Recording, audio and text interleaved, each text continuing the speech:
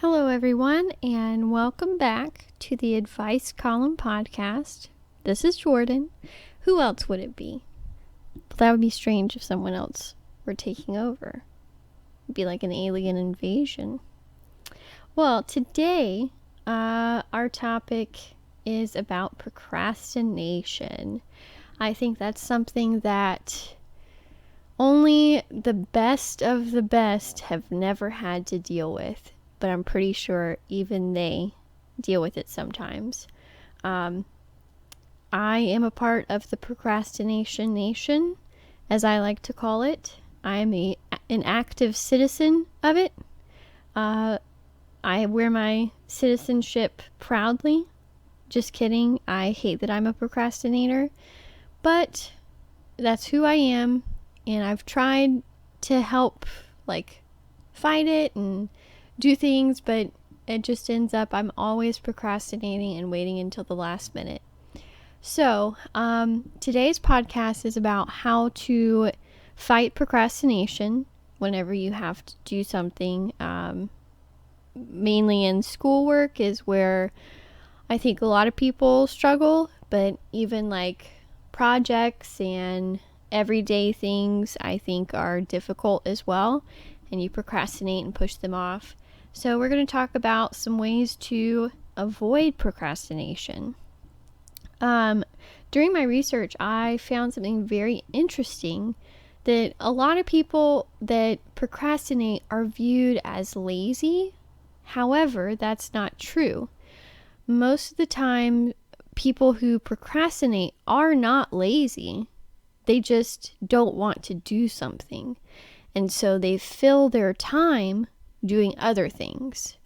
So a lazy person, they wouldn't do anything. They would just push everything off and just sit and watch TV or something, or sit and scroll on their phone, or sit and stare off into space. Who knows? But procrastinators, they say you have a big project to do, whether it be for school or for work.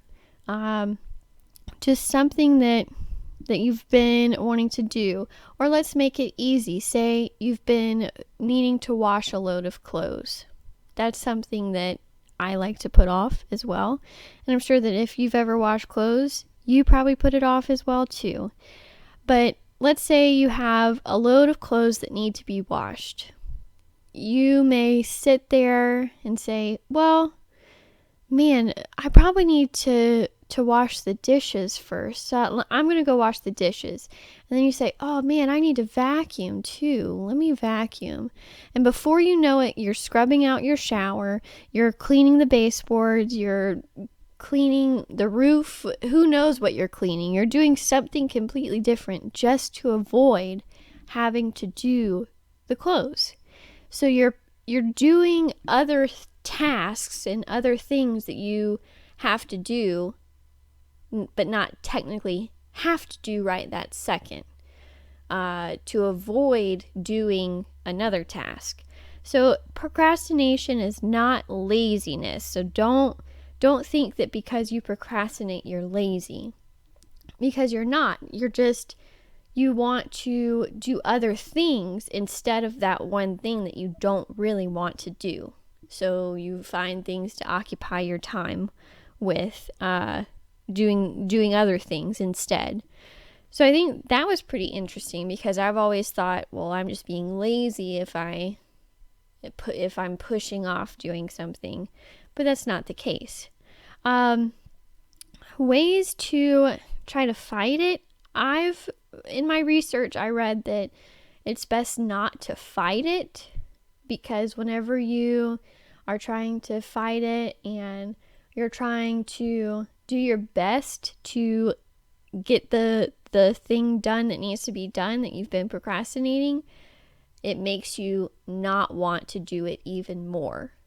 And it's true. Let's go back to washing clothes. If you hate washing clothes, or if you hate washing dishes, then you're going to find every excuse in the book not to do it. So if you're fighting, saying, no, I just need to put my nose to the grindstone and do it and get it over with, then it's going to make your experience doing that 10 times worse than it would be in the first place. So don't fight it, because then it's going to make it feel worse, and then you're going to hate it even more the next time that you have to do it. Another tip that I saw would be to kind of split it up, if possible, into smaller increments, so that you can do a little bit of that project and then go do something else, and then come back and do another little bit, and then do something else, and then come back and do a little bit more, so that you're slowly chipping away at the project at hand. Another thing that I saw was to kind of like delegate your task list of what needs to be done, and then work on like one part at a time and get the easier stuff out of the way first, so that you feel way more accomplished and you have more confidence going into the more difficult things of the project. So let's say washing clothes. If you maybe split it up and just do towels first, that's something smaller. They don't really require a lot of care. You just toss them in with the detergent and let them go. And then maybe after that, do like your colors or your whites, whichever one is easier for you to do. And then after that, maybe do the ones that like require a little bit more care. Maybe you have to hang them up to dry, or maybe you have to hand wash them. Maybe you have to wash them separately. Those are the ones that are a little bit more difficult. So do those last, so that whenever you look at your pile of freshly washed towels, you're like, oh man, I've done so much, but really you've just chipped away at the project. So that's one thing that I saw, just kind of try to split it up and do the easier things first. So if like you're writing a paper, maybe doing the easy research first, and then move into the harder research that's going to take a little bit more time, and it's going to take more brain power to come up with the ideas. Do those last, so that you feel more accomplished. You can get probably about 75% of your paper done just doing the easier stuff. If not 75, at least 50% of the paper. If you're working on a work project, same thing applies. Do the easier tasks first, something that you enjoy a little bit more, and then work on the stuff that you don't enjoy as much. And another thing that I've seen that helps as well is working on a timetable. So like from the top of the hour until, let's say, the 50-minute mark of each hour.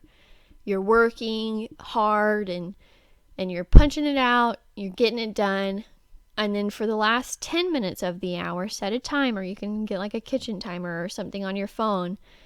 And just take that 10 minutes to scroll on Facebook or Instagram, or watch a couple of funny videos, take a walk, get a snack, get something to eat. Take that 10 minutes to just unwind. And then that way, the 50 minutes that you're working, you kind of are looking forward more to the 10-minute break that you're about to get, so that it kind of makes you work a little bit harder, because you know that there's a reward coming up. I think setting up a reward system is easiest to fight procrastination. Well, to work with procrastination. Let's change the language here. Let's work with procrastination. And also, like, I don't know if you guys have seen it, but like reading, for me, I hate reading because I'm so slow at it. But setting up like gummy bears, I've seen like every 10 lines or so, and then you eat a gummy bear after reading 10 lines. That has helped. For me, I've done with like soda or milkshakes or something like that, and read, each time I would read a page, I would sit and drink a little bit of soda or milkshake, or if I had a candy bar, I'd take a bite of it. And that way, after each section that I read, I knew that I had a reward coming. So it made it easier to kind of get through it and to get through the stuff that I didn't really enjoy too much. So yeah, I think that's about it. Procrastination is something that I think we'll always have to deal with, but just knowing that it's okay, that everybody deals with it, I think is helpful. And knowing that it's kind of one of those things that you just have to get through it. And as long as you get the project done, I don't see a problem in if you did it like 2 weeks ago or just this morning. But don't stress yourself out so much so that you're missing things in your projects because you're procrastinating and putting it off to the last minute. But I think some procrastination is good because it kind of puts a little bit of pressure on us. However, I don't think that it's good to have all the time, because that kind of pressure is very stressful. It's not good in the long run for us. But I hope these tips have helped you guys and kind of shed a little bit of light on procrastination.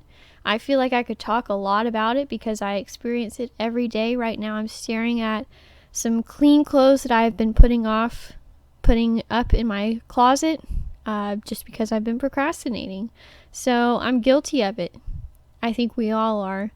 But if you enjoyed this podcast, let me know. If you've enjoyed the other episodes, also let me know. Or if you hated them, let me know as well. Send me an email at dearjordanadvice@gmail.com. You can find me on Instagram at TAC_DearJordan. And then on Facebook, you can find me at the Advice Column Podcast. Shoot me a message with your questions that you want answered in a future episode. And again, remember, all of this is anonymous, so don't worry about sending anything that you're worried about people knowing about you, because only I will. And I'm not going to tell anybody. So, yeah, I hope this podcast has been helpful, and I will see you guys later. Goodbye.